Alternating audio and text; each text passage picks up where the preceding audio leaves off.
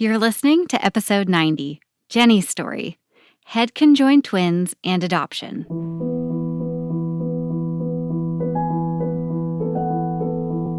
Hello, my friends. I'm so happy you're here today. I have been dying to get you this interview for months now, so I am so honored to finally be sharing it with you and screaming from the rooftops. So I'm going to be introducing you to Jenny Hull today. She is single mom to Josie, who just turned 20 years old this year. Jenny also happens to be the CEO and founder of a nonprofit organization you've probably heard of called Once Upon a Room. And if you haven't heard of it, go follow them. They're just amazing, and they are changing the game for kiddos in hospitals. And we'll get to that at the end of our conversation. Jenny is one of the most comforting and compassionate people I've ever had the pleasure of talking with. And her family story is unlike any other. From head-conjoined twins being given less than a 1% chance of survival to adoption and then starting a nonprofit with the help of two incredible teenagers. I can't wait to share this story with you. So let's get started.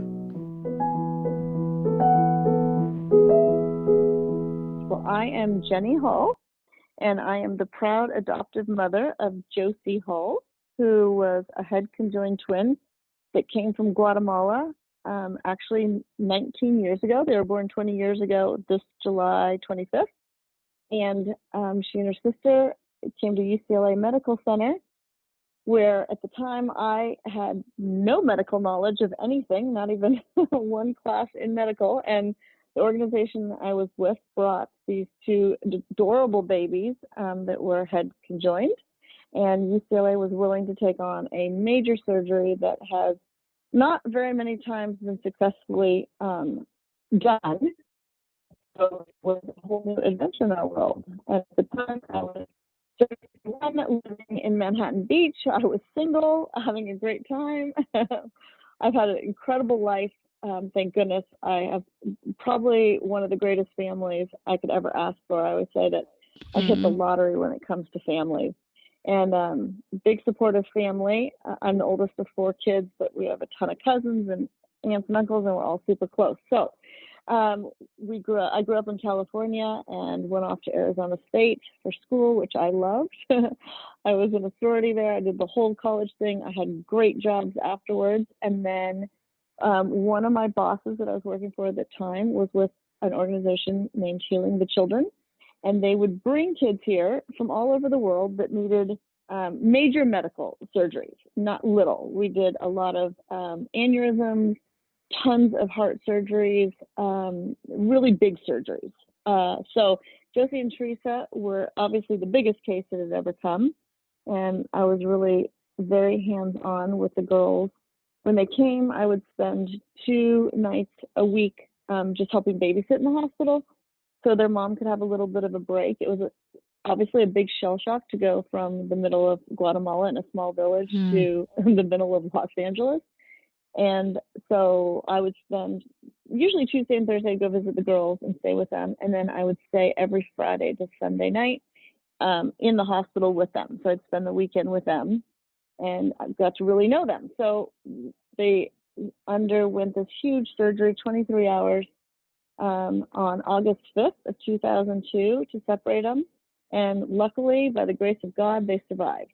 So I always say there was one journey to get them to separation and the second journey to get them, to live and thrive. So they did well. They stayed in the hospital until January. They went home for 4 months to Guatemala, and unfortunately they failed miserably, and to nobody's fault, but the care they really needed was back in the States, and Guatemala tried their hardest, and they did a great job under the circumstances, but the girls really needed medical assistance here. So on emergency, we flew them home, back up to Los Angeles, and Teresa had contracted meningitis down in Guatemala, and it was eating at her brain. In fact, on the flight, she was kind of in and out of coma.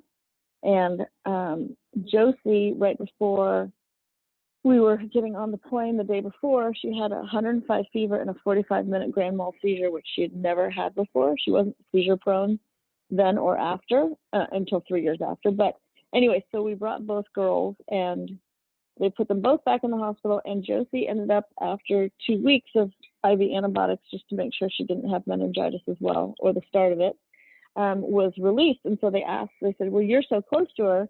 Would you just watch her for 2 weeks? Mm. And so, of course, that was so much fun. The first thing I did is I went to Pottery Barn Kids and I got cute sheets of what do you do when you Yes, yes. have a child, right? So, with 0 instructions on what to do with them. So she came home and we had a ball. And, thank goodness the family I was working for at the time were super supportive and wrapped very much up into this story as well. So she, could be part of coming to work with me, and they were they're most involved in her life.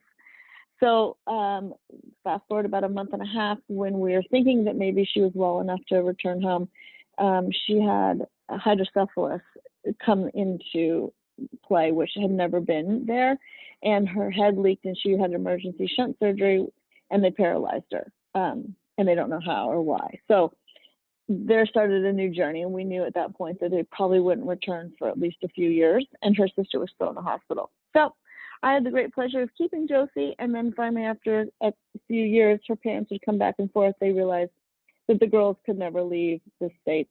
They really needed the medical treatment that we could offer here. That there was not medical treatment down there that could help keep them alive.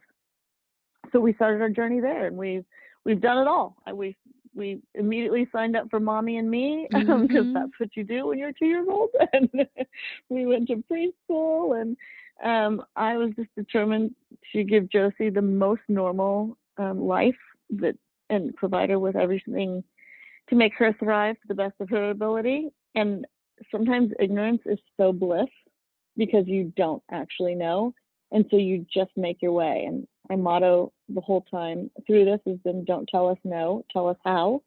And I think that's really what has kept us going, because there's a lot of obstacles in the medical world, and you have to be a fierce advocate and keep going through it until you find what works best for you. And there's no one size fits all. So in this journey, we have had the pleasure of meeting the most amazing people, and I think that's helped us stay positive and keep us going through this journey Oh, that yeah. we're Well, very far that's into just now. amazing. I have to say, the most incredible intro story that we've ever had on the podcast and I've ever been able to listen to. So I think it's just so beautiful that Josie ended up with her biological mom and her adopted mom in 2 countries that love her and want to be there for her. That's pretty amazing. Amazing. I mean, it's truly, when you watch the love that it comes from. I think we're also one of the best. I mean, I'm not patting myself on the back, but one of the most successful adoption stories. And I think it's because Right. it's built with so much love and respect. And her biological parents are the true heroes in this. And I say it every time. I mean, I don't know if I could be as brave as they were to really look at the situation and Right. allow their daughters to stay in a different country, even though they could come visit. I mean, to let your children go because you knew that was the only way to keep them alive, and the respect we have for each other, and great friendship. I mean, we do have great extended family. We're super supportive of each other. So I feel like Oh, we've been super blessed in that nature, oh because gosh, that doesn't always I can literally feel happen. the love as you're telling this story. So I think that's so amazing, and it's not a story; it's actually your life. Um, it is, it is. Yeah, So totally. I would love to hear what happened to Teresa. How is she? She's good. Okay, so she ended up in and out of a coma for the time when they came back. She was the sickest child that UCLA has seen that actually lived. Nobody thought she was going to live. The woman that was in charge of the organization, who is literally a saint and an angel on earth, Chris Embleton, she called herself Grandma Chris, and at the time, I think Chris was in her 60s or whatever. She would spend every single day at UCLA with that baby, and so she finally said, the doctor's like, we don't know what else to do. Like, she's not necessarily getting better, she's not getting worse. We don't know what we should do. And Chris says she needs to go home. She's depressed. And they all looked at her like she was crazy. They're like, depressed? Are you kidding me? Right. We've been trying to keep her alive for like how many months? And she's depressed. We need to get out of here. She needs to go home and live life. And if that means life is short, so be it. But she needs to get out of here. She's not going to get any better. And they were like, all right, go ahead, take her home. They thought she was nuts. So Chris is maybe the funniest person too. And she takes her home. She's rocking her the first night they're home. She stands up and she yanks the feeding tube out of her stomach, and there's milk flying everywhere. And she says, all I could do is laugh because now we had to go back to the hospital and go get that darn feeding tube put back in. But Teresa, the second she walked out of the hospital, she says, I felt the weight Oh. of the world come off her shoulders.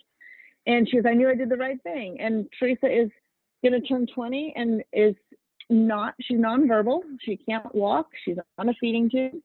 But I'm telling you, that child is an angel. And she sits here on earth to teach us a lesson. And she's funny, like all kid with her. And she'll actually giggle at me and look at me. And we used to do a ton of media because the media surrounding this was just huge. I mean, they wouldn't leave them alone. And I could see why. It's a really inspiring story. But the media would show up and she would literally put herself Oh. to sleep for 4 days. Like we'd have National Geographic in the house for 4 days and Teresa would not open her eyes. And then I would look at her, we'd close the door and I'd look at her, I'm like, you little bugger, you knew, you purposely did that. And she would get a smirk on her face and open her eyes like she's wide awake. And I was like, Smart you are so girl. in there. She's so trapped, but she and her sister have an amazing connection. I mean, twin connection like no other. They say there's twin connections in space. For sure have it. So it's pretty remarkable to see. They can't speak to each other, or Josie can talk to Teresa, but Teresa's not back. And when they were little, Josie would answer, like, Teresa needs this, or Teresa feels this. Yeah. And we're like, oh my Oh gosh, how do we even gosh. question how, right? So we went with it. And they did. They knew what each other wanted. And it was almost like Teresa sacrificed herself for Oh Josie's my goodness. well-being. So, Yeah. especially in separation. How did Yeah, you, over it's the amazing. years, talk to Josie about what was happening and how to handle all of the things that went along with her sister and also herself as she got older and was able to verbalize questions and ask about what happened? So people ask me this question all the time, and I am going to tell you that there is something divinely inspired by Josie, and I honestly I can't really explain it, but the peace and calmness and serenity this child has and optimism, she's never ever fought life, which, I mean, to me, I was just telling somebody today, I think this was me. I Mm. literally probably would never get out of bed. Josie is like the light of the world. And I know people say that, but there's never been a woe is me. There's never been why can't I? Her outlook on life was always how do we make it better for other people? She's never questioned like why did this happen to me? I think it was more of we've always framed this as we are so lucky. We rolled two babies in an operating room in hopes that we'd ever see them again.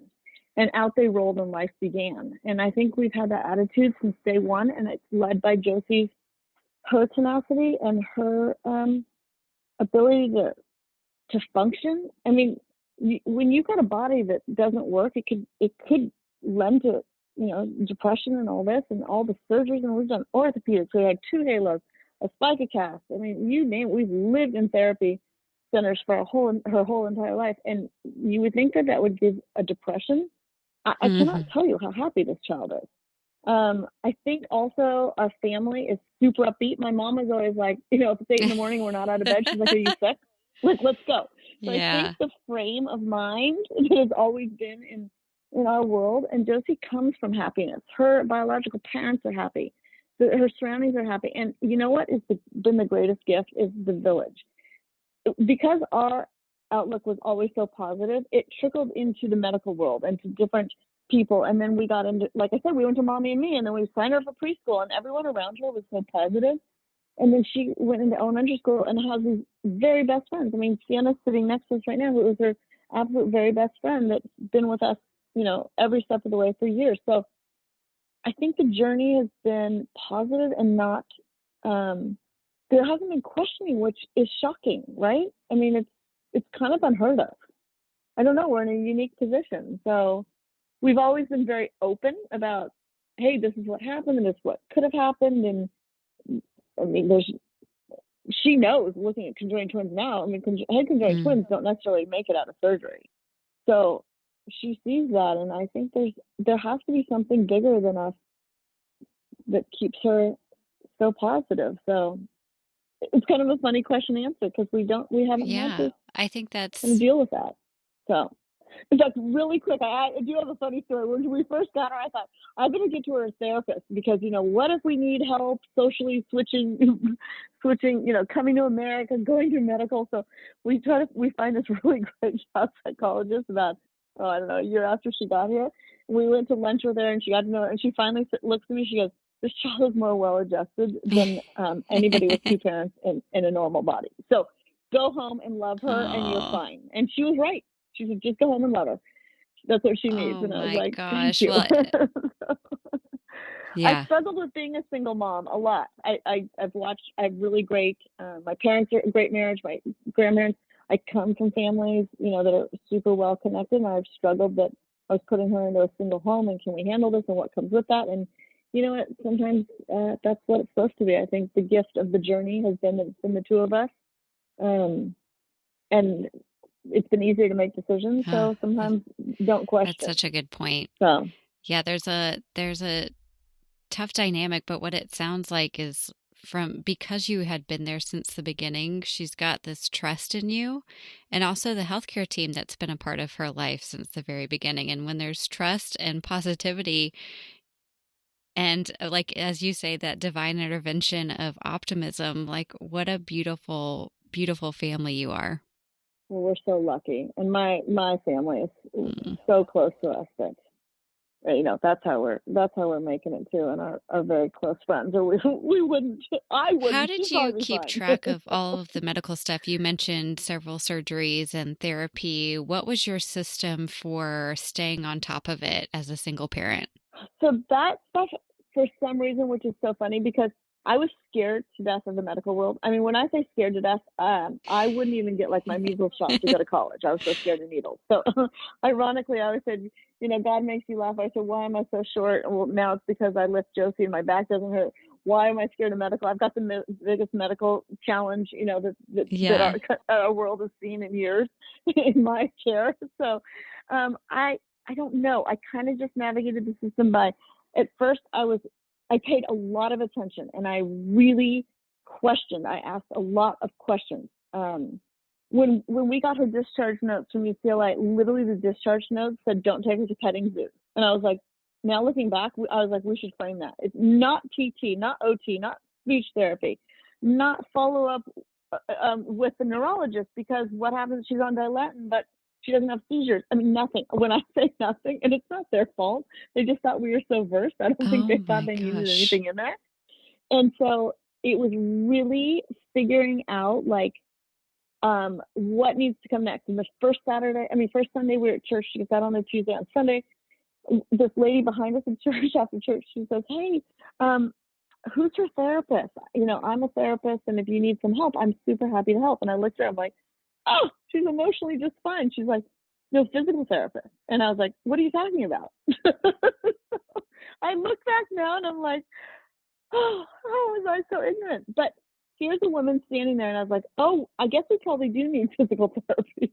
Her head is still wrapped in a turban because her head still hasn't healed, right? And I'm like, so she led us on a path, and then she got us to Children's Hospital LA in the orthopedic department, and then it just trickled. And what I really did was take really good notes and make sure that I kept everything in files so I could always go back and say, okay, this is what we talked about. This is what needs to happen next. And I Mm, don't think I overcomplicated it. I was like, let's just figure out what we need and where we need it. So I thought we'd end up at Boston Children's for orthopedics, and then found out that the president of pediatric orthopedic surgery, Vern Tolo, happened to be at Children's LA, mm, which was 20 minutes from our home. So those kind of things just happen. I just kind of, I was a personal assistant for years, and I think that played well into the fact that I knew I just had to keep looking. Like, what did we need to do? Don't. That's why our motto is "Don't tell me no, tell me how." Like, just figure out what needs to happen next. There's no manual for head-conjoined twins. It's not like you can open the book for CP or for right. stroke or whatever. There is nothing, right? So you just have to figure it out, and we did. And I think single was probably easier. My mom was a huge guiding force. I mean, she went to every single appointment with us. 2 sets of ears is better than one. What did you hear? What did I hear? I think having somebody at every appointment, because you don't hear the same things, is incredibly, incredibly helpful. I never ever left her in the hospital, even for a night by herself. If I even had to go take a shower, somebody would show up so they would sit there so that we didn't miss anything. And I think that is the biggest thing I could tell somebody is don't ever walk away. Get your support system and let somebody be there with you and help, because you will miss things and you will miss meds and you will miss question everything when when they shift change comes in, and what are you doing, what's the plan for the night, know what is happening. And that's what people call me all the time of wanting advice, and I said just know the plan and be super aware of your plan. And then you can all work together. And for me, I rely so heavily on my nurses and child life specialists. So they'll round, and like, I want my child life specialist and my nurse standing there and be like, okay, here's our team. Yeah. Let's just go through the feedback. And that has been super important to me. I really believe in the nurse being in the I room when agree. they round. Oh, I love that. So, And that point you made, don't overcomplicate it. I almost want parents to have a sweatshirt on that looks at the doctor that says, don't overcomplicate this. Like, tell me what I need to know so that I can understand it. yes, shoot it to me Yeah, really straight exactly. and let's make a Oh, decision. that's great advice. We'll be right back. If you are looking for a way to make a child in your life smile, then you have to go to smilemakers.com and go through all of the must-have toys, stickers, and prizes for kids. You'll find everything you need to make the hospital, waiting room, or even your own living room more fun with games, crafts, and prizes for every occasion. I'm personally so excited for the winter holiday decor and fun prizes. I love a good sensory toy or a squeezy ball that's got a good theme to it. I also have very good news for you, because when you go to smilemakers.com and type in OnCall20, you will get 20% off with no minimum order required. So stock up on bundles made specifically for hospital procedures and therapeutic play, and make these already very affordable items more affordable with OnCall20. That's smilemakers.com and OnCall20 for 20% off your entire order. Well, at the beginning you mentioned, and it makes me laugh, about going to get Pottery Barn sheets as soon as and I did the same thing when I found out I was pregnant, right? It's like, what am I going to put in the room? And I know that the environment of the room has played a huge role in kind of Josie's entire hospital experience and your mission now. So could you talk to us a little bit about how that evolved and how it became Once Upon a Room? I can. So that's a great question. So we, for years, every time we go in the hospital, we would bring stuff for Josie's room. Just naturally, we'd bring her own bedding and we'd bring stuff to hang on the walls, and we always wanted to make it more cheerful. Maybe more because I have a little bit more attention span issues, and I wanted to always be in somewhere nice and it was comfortable and cozy and it was more like a house, and we'd be there for weeks on end. So we would always bring stuff in, and it always cheered her up. So let's say we came on an emergency and we only had like a blanket. Well, my mom would run by our house and go pick up stuff and bring over all of our stuff that made her room more, hers and personalized. And what we noticed in that too is every time people would come in, anybody who came in, nurses, child life specialists, doctors, whoever came, we're always in teaching hospitals. So there's always a new group, right, that comes around every time. So everybody would engage Josie in what was in her room. Like, oh my gosh, your bunny is so cute. What's your bunny's name? Or, oh, you obviously like pink. So one night we were laying in bed, and it's funny when things happen at such funny times, right? We're kind of in a lull of, okay, we're medically fairly stable right now. We're in a little bit of a lull of needing to be in and out of the hospital. We had time to breathe a bit, and we needed a purpose, which sounds really weird, I know. But then Josie was laying there, and she turns to me, she goes, we need to do something for someone else. I need to help other people. And I said, well, what do you think that is? And she's like, I think we need to help decorate kids' rooms, because it always made me so much happier that we could do that for somebody else. And so I said, well, that sounds like a good idea. Why don't I call Children's LA and let's see if we can, do this at Children's. So we called. No, so the next day she ends up in the emergency room, or 2 days later, I remember. Ironically, because she hadn't been in the emergency room for a little bit. And I was really good friends with a couple people in foundation at Children's, and I called them and I said, "Hey, we're in the emergency room, but I've got this idea. Can you come meet with me?" I love We're it. our greatest meetings in the emergency room. So these two came in, and I was like, "Hey, listen, this is Josie's idea. We really would like to do this here." And then in their most diplomatic way, kind of told me, "Oh, sure, that's Yeah. such a cute idea. We'll get back to you."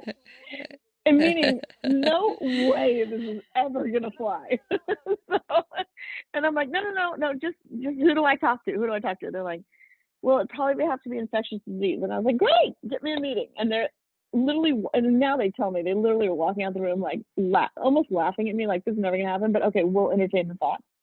The infectious disease lady meets with me like a week later. She happened to go to the same high school I did. She lives in my same town, loves the idea, knows how I work, and she's like, let's do it. So everybody's like shocked. Well, we tell her best friend Sienna. We said, listen, well, she knew about the idea, but we said, hey, Children's is entertaining this thought. She goes, well, I just read online there's a Disney grant for kids. So she applies for this Disney grant and literally gets the Disney grant for like $500. Oh, And she named it Once Upon a Room. And she called. She's like, okay, so I named the event Once Upon a Room. And oh, I was like, that's our name. That's exactly what it's going to be. So here's Josie's idea. Sienna, who at the time was 12 or 13, going on 35, decides to run with this kind of idea, and Children said yes, and we thought we'd do like 50 rooms a year, and it'd be really cute. And we did it like 105 rooms the first year, and then it just exploded. And then we moved on to from there we moved on to UCLA, which was so open. Kelly Carroll at UCLA is just magnificent. And she's like, absolutely, this is the hospital that they're separated in. We would love to have this program.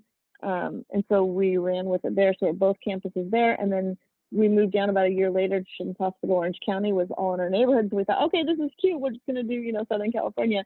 And then we get a call from, we moved on to Jacksonville, reached out to us, Texas at Cook's Children's. So we all of a sudden started expanding, in this little cute idea that we thought we'd do 50 rooms a year at Children's LA has really grown. And now we're in Miami at 2 hospitals, and over in Portland, and now we're Minnesota, and then we're expanding into Atlanta in the next couple weeks. So it's grown, and it's the biggest gift to us, because I get more excited now as I did with the first room. I'm like, we've done over 3,000 rooms, and I get so excited every time. I'm like, oh, I it never love gets that. old. So we're thrilled to team up with hospitals, and it changes.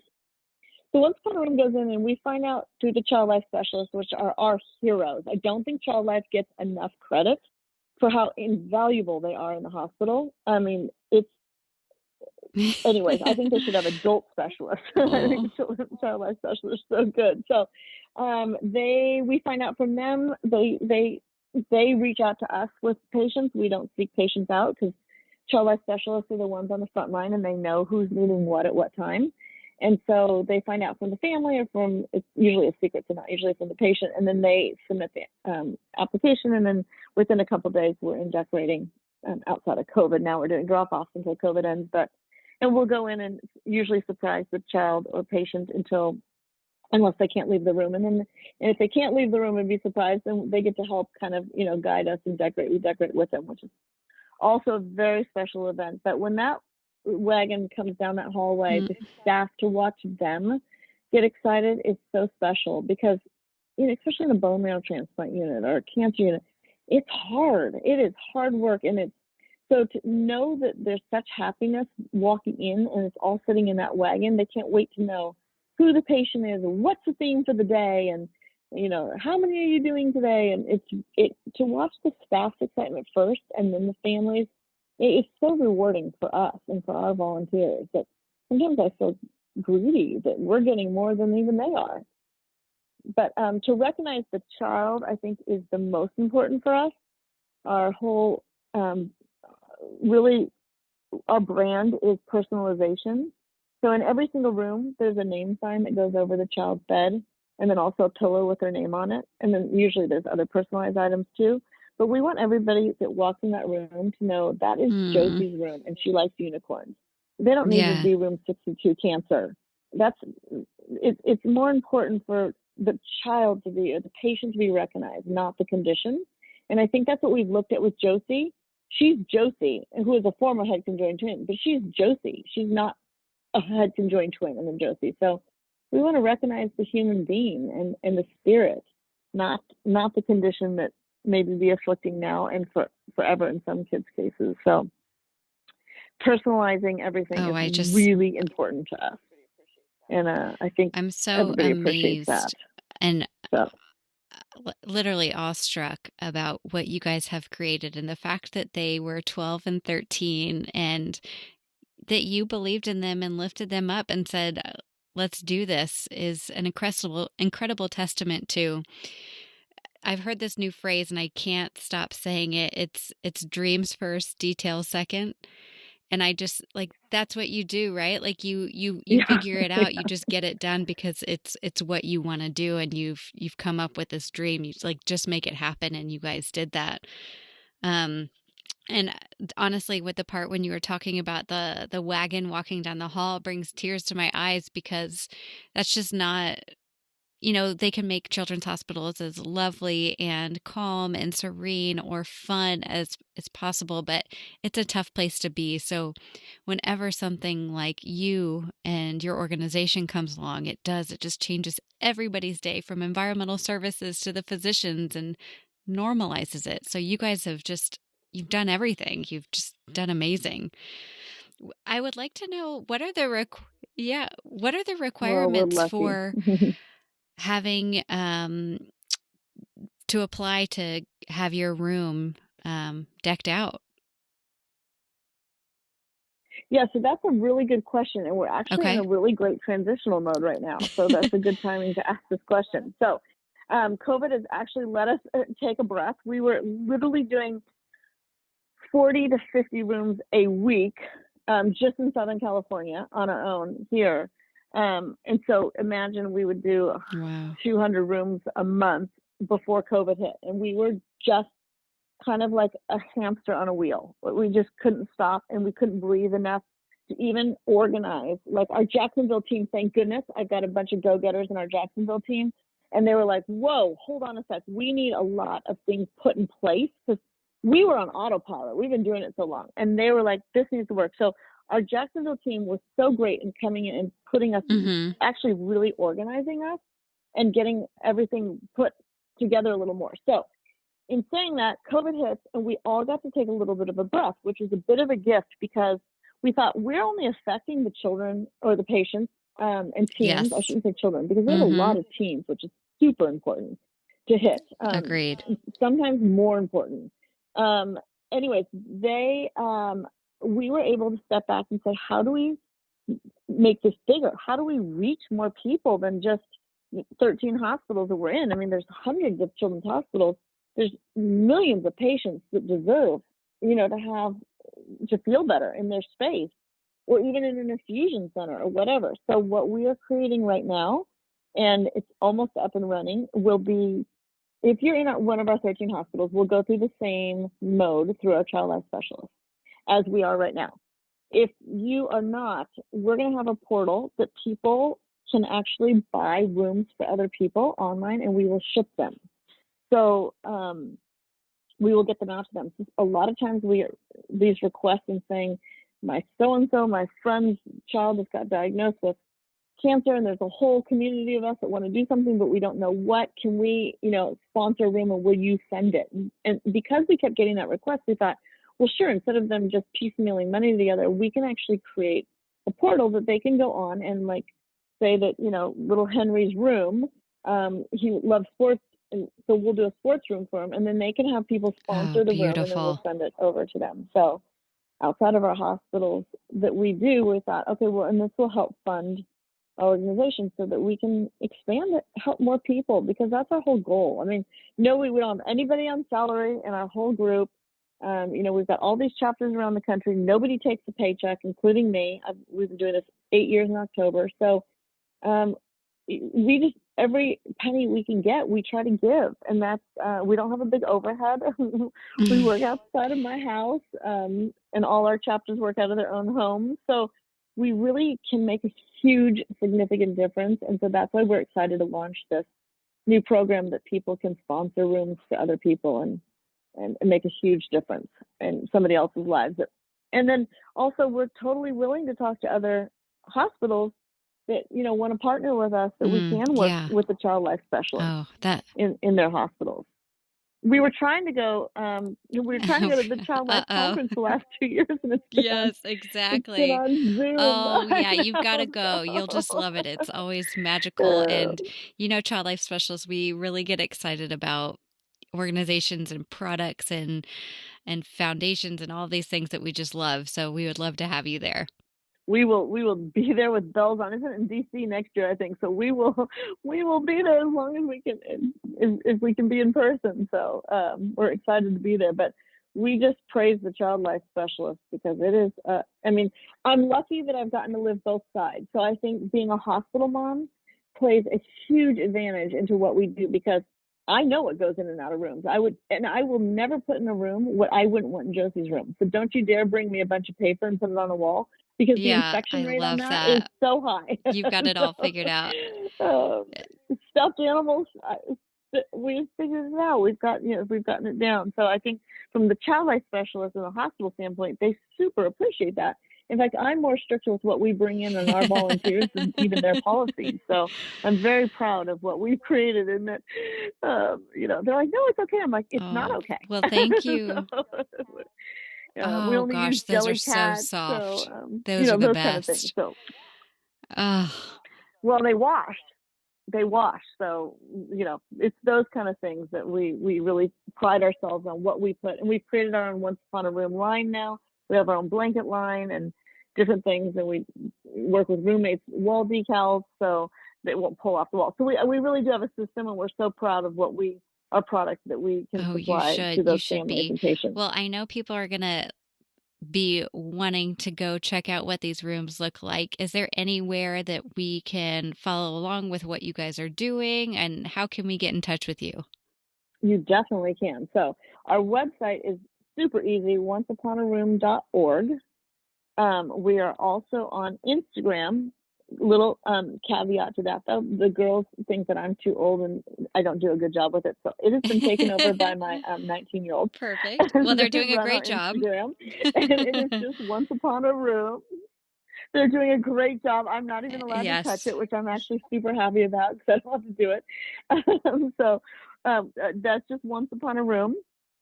We also have a Facebook page, which is, again, Once Upon a Room. We're pretty easy to find.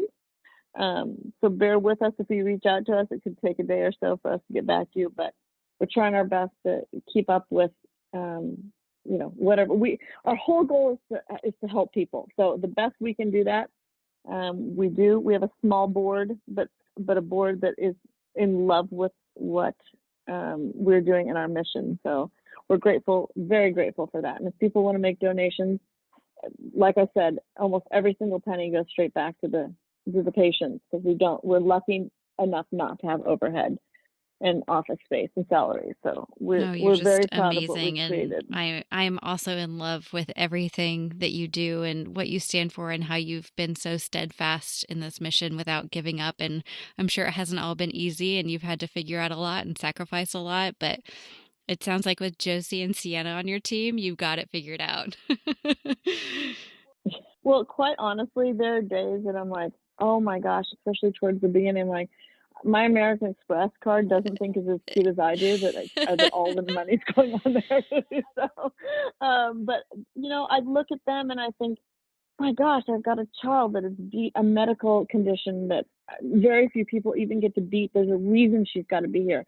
Her yearning to do this and to watch her best friend and what she's created and the excitement between these two, that really is the reason I don't give up. Because trust me, there's days that I'm like, oh, I don't know if I can do this anymore. We're up to 1, 2, 3 in the morning before we do big events. And I'm like, oh my goodness, I'm too old to do this. But to watch them and their enthusiasm, and they created a junior room crew. At 14, they put together a junior room crew that was like 30 kids of their friends to start with. Now it's about 350 strong, and to watch, just to inspire these teens and watch them inspire us back and their motivation. Oh, How do you ever quit? So we just keep going, and life gets tough and messy, and that's you clean it up amazing. and keep Oh, going. So uh, we love to watch the teams, and they're so. We didn't even touch on that junior room crew, but the inspiration to give them, I'd give them pretty much full reign. I mean, obviously, I watch what's happening. They run their own board meetings. They put together their own decorating events. In fact, UCLA, I think, rather have our teams come than even our adult volunteers, because they're meticulous, and it's so fun to watch them thrive, because we don't have enough for teenagers to be in charge of. We always tell them what to do, and to give them an opportunity to take charge of this. And they connect with the patients like crazy. I mean, the patients rather have someone their age come in that are fun than, so it has been a real adventure. And I can't say enough about our junior room crew that Sienna and Josie created years back. And it's thriving now. And the girls are, out of high school, and we still have a big following with that. So anything we can do to inspire more kids to give. I always want them to feel good giving, because someday they'll all be successful enough to give somewhere. I don't care where they give. I want them to feel good doing charity work, so they know how to give and they know how it makes them feel. So that's a big goal we have in Once Upon a Room. There's so many facets, we haven't even touched on it, but that's one of our biggest goals, to inspire others oh yeah. to help other I always people. say, like, as a child life specialist, I get so much more than I give. And for any kind of volunteer or Yeah. organization that you're a part of, like, that's the true value. It's not the paycheck that helps keep the roof over your head is important so you can continue doing it, but actually, like, the connection and the human connection that you get it's worth its weight in gold, and you just can't describe it. And the fact that you're giving that to teens who will grow up to become these people who continue to give is just amazing. I mean, there's no number that could put a testament to how much you guys have done. Oh, it's my Mm. favorite. It's definitely my favorite part. I always say meet teens where they're at, talk with them, not at them, and empower them, and to watch these kids.